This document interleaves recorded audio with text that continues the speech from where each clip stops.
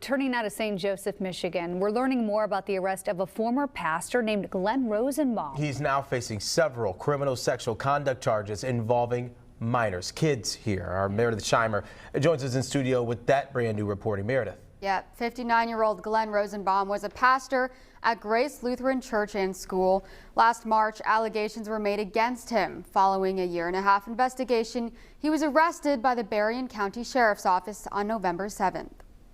Glenn Rosenbaum is facing 2 counts of criminal sexual conduct with someone under 13 years old and 2 counts of criminal sexual conduct relationship. The Berrien County prosecuting attorney confirmed that there were 3 minors involved.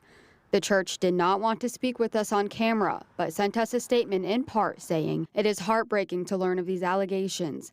Grace Lutheran is committed to providing a safe, Christ-centered environment in our church and school and to being a beacon of God's love within the community." In a statement to the public earlier this month, the church said they do not believe any of the activity pertaining to Rosenbaum's charges took place at the church or school.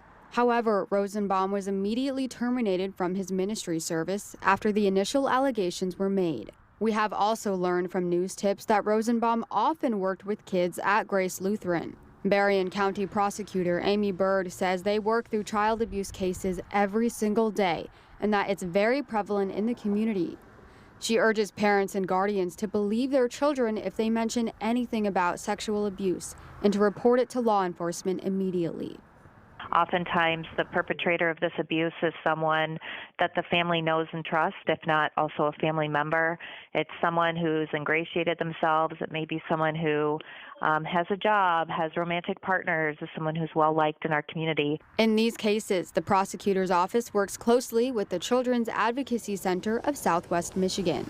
Child Abuse Prevention and Outreach Supervisor Allie Kibler-Campbell says very few children fabricate allegations of abuse, and that reporting those allegations can help ensure that other children don't go through the same thing. It's never a kid's job to protect themselves. It's the responsibility of the adults in the community to see the signs and symptoms and to be the ones to protect those kids. I think we should definitely enable kids with tools on how to recognize if someone's doing something harmful to them and help them identify safe people in their lives to talk to, but that those safe people need to be equipped with the knowledge of how to react responsibly, meaning believe the child, make the report, and support the child through the process.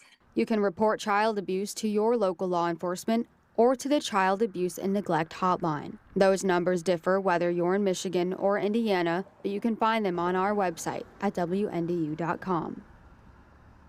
According to Michigan law, the felony charges Glenn Rosenbaum is facing is punishable by up to 15 years in prison. He's expected to appear in court this Wednesday.